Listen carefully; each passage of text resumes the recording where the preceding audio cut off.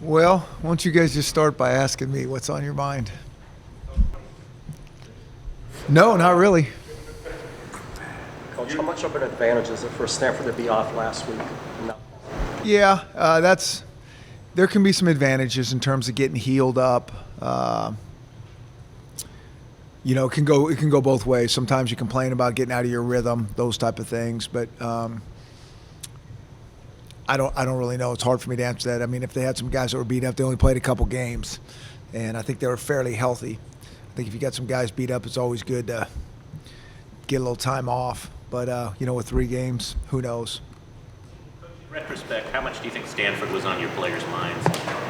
I think you'd have to ask that, those guys that, obviously, the focus, attention to detail, and all that stuff was not there the first half. I don't necessarily, think it was on Stanford at that exact time. I think it was just more of us, for whatever reason, not showing up ready to play. I think it's an unbelievable lesson, that, and that's what it needs to be. That, if you just take your eye off the prize and for 2 seconds and not have that edge to you, you can look very, very bad. And I thought it was more on our offensive side of things. I think our defense played a little soft early on, but I think what happens is when, you kind of feed off each other a little bit, and when the offense doesn't do anything, the defense kind of starts looking like, what's going to happen here? And they start kind of getting on their heels, and it starts going south fast. To the guys' credit, they, came out the second half and did what we needed to do and played like we're capable of playing. Do you feel 4 games into the season that you're 4 games more comfortable, smarter about what kind of team you have, strengths, weaknesses, trends? I think we're still figuring it out. There's certainly a lot of things that we've learned. I think we're, inconsistent. I think we've shown that. But, part of that has to do with us having some new players, some young players, even some new guys that maybe been around here for a while but haven't played a lot. The good teams are really consistent, down in and down out. That doesn't mean you're going to make every play, but you're pretty consistent. And so it's work in progress. Know any more about John Ross's status? I think John Ross, he practiced today, and he seemed okay. So we'll see. I'm not willing to stand on the table and say, he's good to go and all that, but he's kind of a week-to-week guy. We'll see. From the Illinois game, or did? Yep. About Siler, we talked about a little bit after postgame about getting the vertical passing game going. I'm not sure if he was more concentrated on the pass rush or just struggling. What did you see on film? I think we gotta protect him better, for one, hopefully. I think he was probably paying attention to when you don't get protected very well, you have a tendency in a hurry to have your eyes go right to that rush and see if they're going to protect me or not. And so I think he was a little antsy in there on occasion. And so I think it was a little bit of both those, a combination of those type of things. Siler hasn't spent a ton of time in the pocket, with real bullets being shot at him. And, he can move fairly well. And so I always think it's, that's a tricky thing, getting a guy to be comfortable in the pocket of sliding and moving and not overreacting and not running too soon and getting himself into more trouble. So that's going to be some work in progress as we go through his development. How do you guys manage in terms of when the play breaks down? Because he has a tendency to kind of maybe get flushed outside as opposed to maybe going upfield right away. How do you manage? Well, I think, part of it's instincts. If it's right in his face, he's got to react. He's just got to react. And, a lot of that comes with trusting the protection a little bit, because you'll see the blitzers come, and are they gonna pick him up, and can I set my feet and throw, or do I need to get out of here? It takes a lot more detail, a lot more poise than you'd think, a lot more experience. But that's one of the things that we got to work on. We really don't want him running backwards. I think it's always better if you can get up into the pocket and get what you can get. But that's going to be the reality of it. what we saw on Saturday when you take a team like Stanford and some of these teams, I mean, that's what the protection's going to be. I mean, it's not going to be a brick wall that's just going to hold up and you got no worries. I mean, guys are going to slide off, get on edges. You're going to have to set your feet and throw the ball. I watched that game that they played last year, and I think Keith Price did an unbelievable job. That's one of the better games that I haven't studied all of his games, but I thought he was really remarkable in the pocket because those guys get after the passer. And he hung in there appropriately and delivered some passes with taking some shots, and that's what has to happen. Jesse Callier, what was his status? Jesse, unfortunately, is done for the season. Ruptured his Achilles. First play of the game on the kickoff.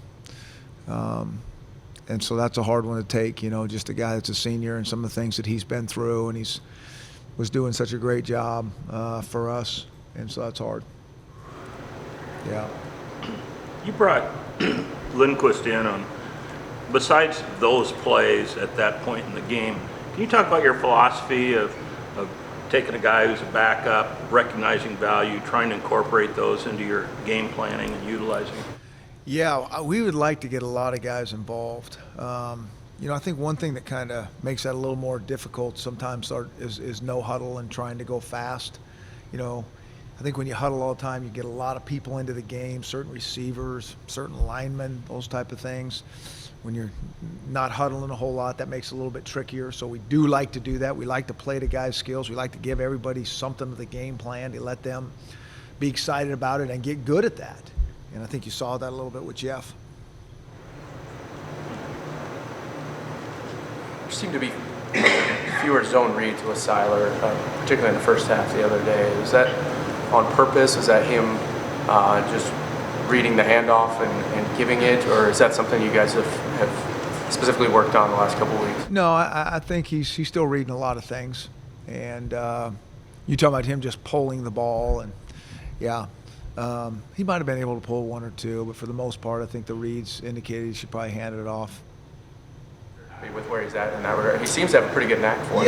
Yeah, I think he's got a decent feel, and you're not going to always be right on those. I mean, those things happen kind of bang, and sometimes you think you can pull it, and the guy redirects pretty good. So, but I think he's okay for the most part.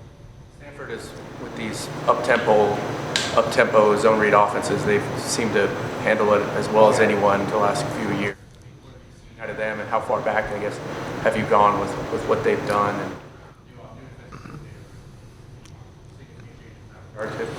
I haven't seen anything. I mean, they still have their base defense. I mean, the thing that just really jumps out at you is they play really hard, first and foremost. And then they just, they're not going to give you anything, You're not going to trick them on anything. I mean, I think their coaches are as smart as their players, in terms of all those things. But I think those two things just jump out. They just play really hard. Their schemes are good. And they're not simple. It's not just they sit in one thing. They're bringing pressure from all over the place and moving, changing defenses, and yeah, they're impressive. They remind you of anyone you faced in the past, or what some of the things they do? Or? Well, again, I haven't studied all the Pac-12 defenses yet, but it's unique to what we've seen basically so far. They do a great job with it. They really do. They keep you off balance, and they got strong physical guys. I mean, it's tough sledding.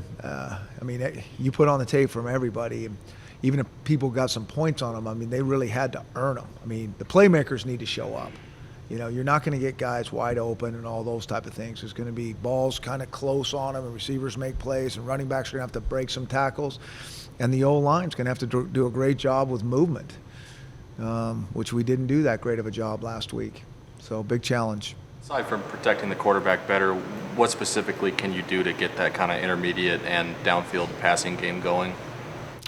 Well, and then Seiler's got to hang in there, and it starts if we can protect him a little bit better, and then gets a chance to set his feet and make clean reads, and it's always going to come back to decision making and accuracy. So if he can see where to throw it, when he picks up some things, and then gives the receivers a semi-catchable ball, I think those guys can make some plays.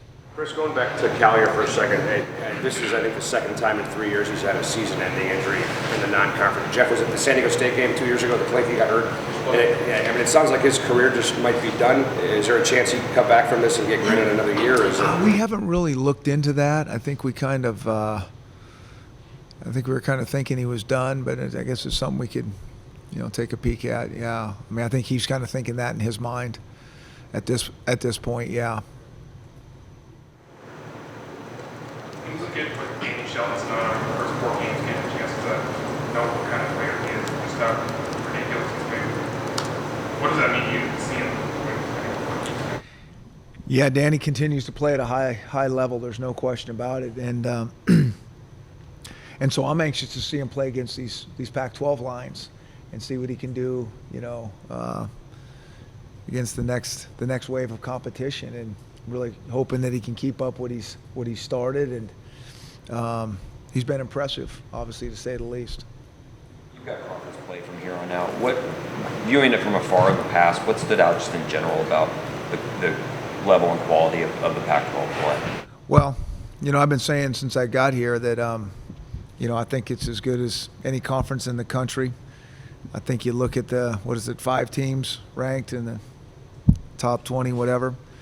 And some of these other teams that aren't ranked are still pretty good teams. I think you saw it last week when most of the teams played out of Conference 1. The teams that played each other, I mean, they're hard-fought games going down to the wire. I mean, I think that's how it's going to be most weekends, and just a lot of hard work ahead certainly for us, seeing all these teams. You had your share of success, a lot of success at Boise against the Pac-12 and quote-unquote power conferences. Is there, I suppose, bigger picture question here, but what made you guys so successful? Well, I think one thing is that we didn't have to play that schedule week in and week out. I think there's something to be said for that. But we had some good players over there, that played very hard for us and made a lot of plays and enjoyed playing that type of competition. And so, I mean, that's what that's why we were able to do fairly well. I think what's different in this situation now from here on out, week in and week out, it's your A game. There's no B game involved.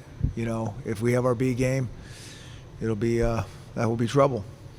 Can you talk just a little bit about progress? I'll say primarily the secondary areas of concern.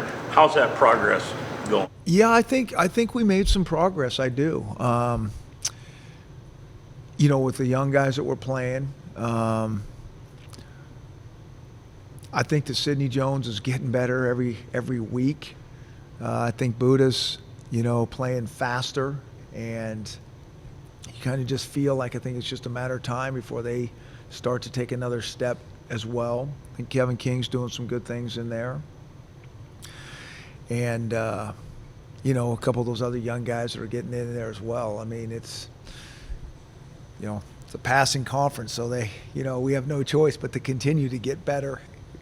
And I think that they will, as long as we can stay healthy and really work hard and practice. I really have liked Sidney's demeanor. He just, he's competitive. He wants to be out there. He really doesn't back down. He listens, takes coaching. And, if he can keep that up, he'll continue to progress. And that's a hard position out there on the island, as we all know. Hey, Chris, after watching the film, what was the real difference that stood out between the first half and the second half for you guys? Well, we went into halftime, made a whole bunch of adjustments that really were combined into one called an attitude adjustment, and that was it. I mean, I like to tell you, we did a couple things different. I think it was about 2 things on offense, and I don't know if we did anything different on defense. But everybody just needed to do their job, play like they're capable of playing. Somebody needed to make a play to spark us, and that's kind of what happened. You didn't seem your coaches on the side, they don't seem like you get too animated. You still teach and measure. What was the halftime like? Were you? Well, it was the same thing. I mean, it's not going to do us any good to go in there and, scream at them and rant and rave. They already, they're not dumb. They could hear the fans in the stadium. There didn't need to be any fans in the stadium. They knew what was going on. And so, we just need to give them a plan, what we need to do to be able to get back on track. And, to their credit, again, they did that. Can you talk a little bit about Marcus Peters? He got suspended for a game, and he's one of those guys who's just highly emotional out there, plays on the edge, but he was out there, he was still doing his thing. Where's the edge, and how do you kind of help him define where that is? Because he's a passionate guy out there. Yeah, and we want guys to play with passion without question. I think that's sometimes maybe the, some misinformation from maybe you guys and maybe even from our players sometimes how we want them to play. We want them to play with tremendous emotion and have fun and high five. And I mean, this game cannot be played without tremendous emotion. Now, with that being said, it's just got to be the right type of emotion directed a certain way. And, and that's sometimes easier said than done. I mean, you watch, I just walked by a TV yesterday and saw something on the NFL, and I saw about 3 fights going on the sidelines. Someone was their own benches. And I just started chuckling, thinking, even happens to the pros. And it's just an emotional game, and everybody cares about it tremendously, and we just got to, keep all those strong emotions going the right direction. But we need to play with emotion, and we need to have fun, and we need to, this game, we're playing it because it's a fun game. And sometimes we can, take it so darn serious. That's one of the things with our kids. They care about this tremendously, and when it doesn't go just how they want to go, it can go south on you fast. And so we got to try to help them keep it in perspective at all times. Chris, you mentioned the crowd Saturday. How do you react to when the crowd starts to boo the hometown team? I would have been booing us too. I was booing myself, and I'm just going, yeah, it is bad. And you feel bad for the kids because they are kids, and they're trying even though it doesn't go like we want it to go sometimes. But I know the effect it has on those guys, and but we need to do our job and play better. Do you feel to a certain extent that the schedule played in your favor and that you were able to go through your growing pains with a new program in non-conference games without having to jump into a big game like some other teams did earlier in the year? Now 4 games in, you're more ready for it. Well, yeah, I don't know if we're ready for it or not, but we got 4 games of some good experience, and this whole thing, like I say, is always work in progress, and I really mean that. This is going to be a completely new challenge to us that we haven't seen in this first 4 games. we're well aware of that, and hopefully we can. We have to step our game up. We have to play at a level that we haven't played at yet to compete with these guys. Hopefully those first 4 games helped us somehow, some way. It wasn't that long ago that Stanford was 1-11. They had a terrible time. Not that you would study this sort of thing, but over the course of time in the offseason, have you looked at what they did to right the ship and become a formidable team in the Pac-12? No, I haven't looked at it specifically. I know this. They got one really good player in there that changed things pretty quick named Andrew Luck. And they're probably making, good progress before that. But I think, there's a foundation being laid, and to me, it always comes down to players. And so you get some really good kids that are good players. You look at their roster, and that's kind of one of the things that jumps out at me. I don't see freshmen. I see juniors and seniors. And, every coach notices those things. And so those those juniors, a lot of them, a lot of times they're 4th-year juniors, and then you get the 5th-year seniors, and that can really help some things. You can take a guy that's been there for a long time that maybe hasn't done anything, but now he's really ready to step in and carry the flag. He gets, he's ready for details and those type of things. And so that's the one thing that jumps out. And, that takes a while to get to that point, but I think they've done a great job of building that program. There's no question. This is an elite program in the country. Just a little bit of the past, but Stanford reached out to you at one time when you were at Boise. What at least got you to the point of having a conversation with them about their own? I think, Stanford's a great place. I've never worked there, but, what that university is all about. That's one of the reasons I'm here at Washington. I think that this university is about a lot of the same things, an elite education, being able to attract really good kids here, play really good football. Is that the most interesting opening that you had spoken with him? I don't know. I mean, I just, I had a quick conversation with those guys. That was really it. Coach, you mentioned the academics, obviously school starting this week. What does that do for your players? Does that change anything? And I guess for you as a coaching staff as well? Yeah, it changes it a little bit. Maybe more than a little bit. It changes a lot. We're morning practice guys, and we'll have to go a little bit earlier to get most of our guys off the field at a certain time to be in class.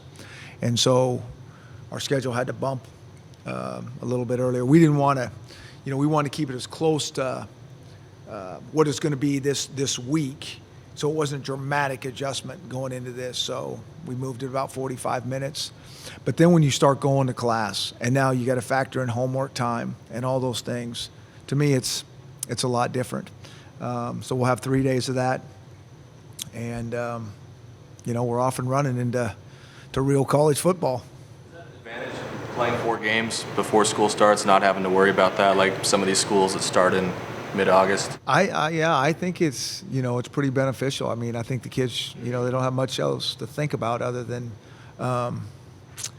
than football. Now, that being said, these guys that are in class, I mean, they're well into their routine, and that's how it goes. So now we have to adjust here quickly in the next week and a half to get into this, and it can't be something that's throwing us off of the routine that we've been in.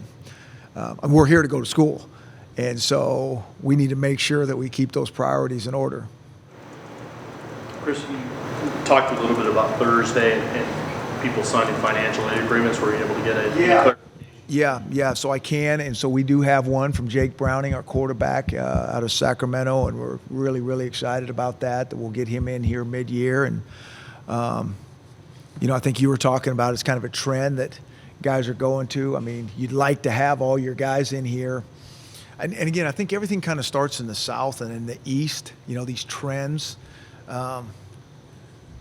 I remember way back when I first started getting into college football, I think I heard that like Penn State had, 20-some juniors committed to them, by the end of summer. And I'm thinking, what? That is ridiculous. Who's going to do that? How do you know what they're going to do their senior year?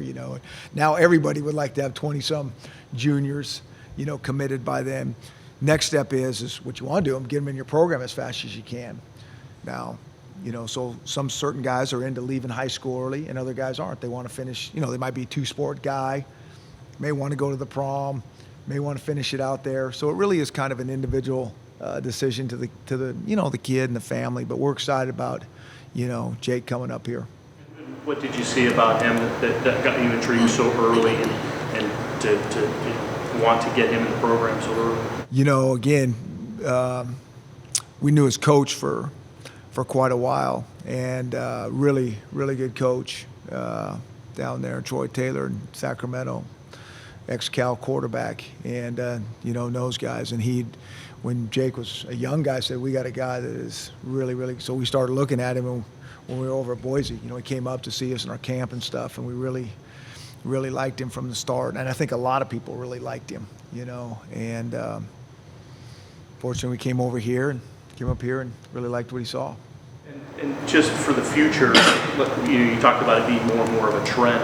How do you kind of outline your philosophy, or what kind of player would maybe fit under the criteria of the situation where you could want to go after them that way? I think the one thing is it needs to be a really good student, first and foremost, because they're going to come in mid-year, and our universities, they're not even going to allow them in unless they're really good student mid-year like that. So that's the first thing. And secondly, I think it's us maybe being a little bit proactive if we get a guy that we know wants to come here, to look at the transcript and say, hey, if you double up in this class, if you take an extra class here, an extra core class or something, you can get this done early. And then it may make sense for them to go, hey, yeah, I want to do that. But again, like I said, I think it's becoming more and more prevalent out here in the West. I mean, that's just the way I think it's heading. And quarterbacks especially.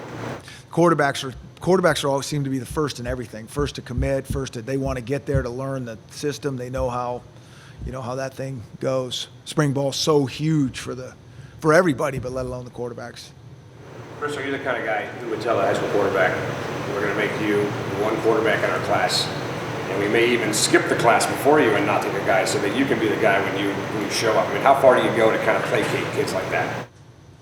I mean, in this whole recruiting thing, we try to be as honest as we can. And, you know, I would like to always take one quarterback in every class in an ideal world.